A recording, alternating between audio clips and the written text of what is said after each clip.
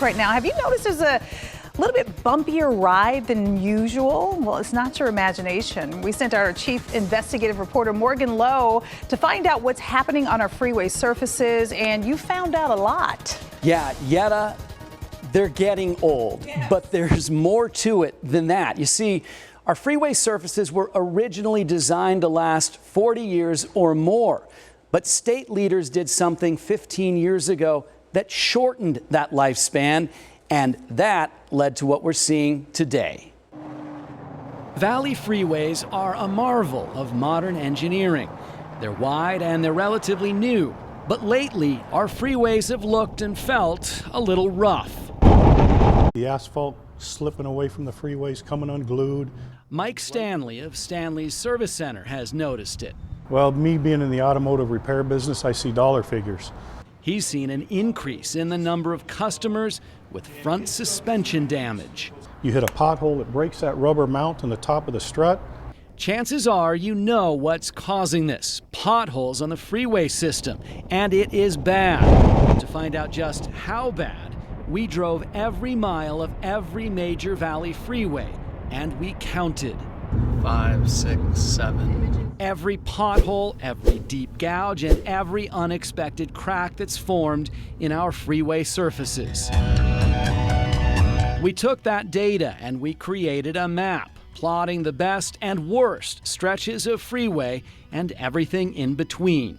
The green line means fewer than 50 problem spots over 3 miles. The 202 in the East Valley, the 101 in most of Scottsdale, and the 10 between the 202 and the 17, all in good shape. The yellow line means 50 to 100 problems per 3-mile stretch. That's most of the 101 and 202 in Chandler, and the 10 between the 17 and the US 60. The red lines mean between 100 and 200 road surface problems. That's the US 60 through Mesa, the 10 as it reaches Ahwatukee, and the 101 in the Northwest Valley. The maroon line means more than 300 potholes, gouges, and cracks every 3 miles.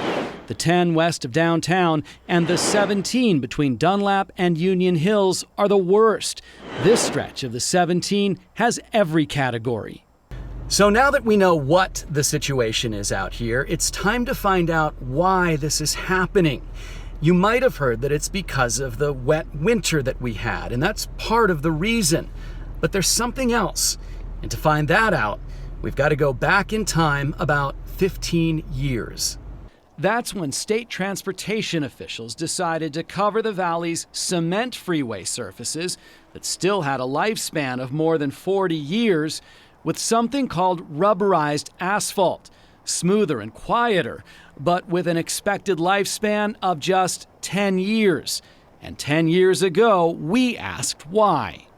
Do you think it was a wise choice to cover Portland cement surfaces that probably had a lot of life ahead of them with this product?